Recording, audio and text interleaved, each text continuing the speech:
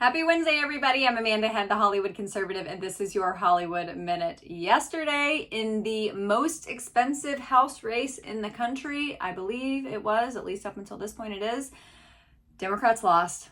Oh yeah, Jamaal Bowman, member of the squad, is no more. Well, I mean, he serves out the rest of his term, obviously, but he will not have a second term, at least not this time around.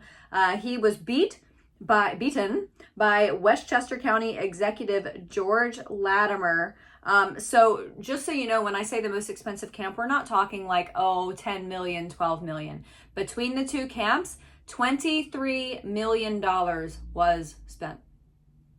Incredible. Absolutely incredible. So the last I checked, I think that the reporting was 88% in.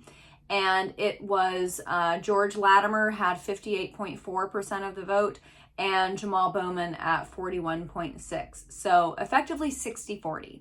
So effectively 3 out of every 5 people and only 2 out of every 5 people, 3 out of 5 people thought that George Latimer was the dude, and 2 out of 5 people said, yeah, we're done with this woke garbage. Now, of course, Jamaal Bowman is newly famous for pulling the fire alarm before the funding bill, before the budget bill. And that was pretty embarrassing for Democrats. I don't feel bad for him, though, because this guy is like venomously anti-Semitic.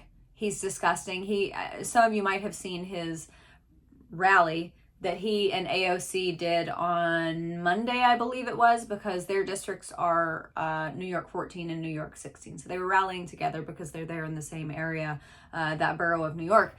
And so they held this rally on Monday, and there were maybe 30 to 50 people there. And we found this out after the fact because someone had taken a video from a different angle that showed how many people were there. Now, AOC and Jamaal Bowman were jumping around on that stage like it was like the crowd was a Taylor Swift concert. I mean, it's like they thought they were rallying in front of a Donald Trump rally, like it was 30,000 people, when in fact it was so tiny.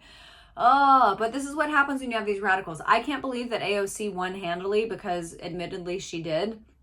I don't think that she deserved it at all.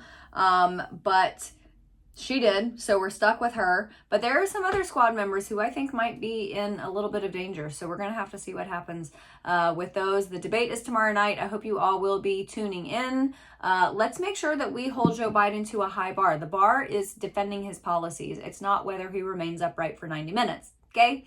I mean, the senility stuff obviously matters, but it's the low-hanging fruit. It's his policies that matter. It's the fact that this economy is in shambles, that our border doesn't exist, that crime is rampant in every blue city across this country, and even some red cities, because, we're all connected. That's the problem. And those are the things that Joe Biden needs to at least make a very feeble attempt at defending. All right, everybody, go and download my podcast today. We have a brand new episode out with Texas Congressman Troy Nehls. He represents a district that is right there on the border around Houston. So I'm going to be talking to him about poor Jocelyn Nugari, the 12-year-old who was raped and murdered by 2 Venezuelan illegals.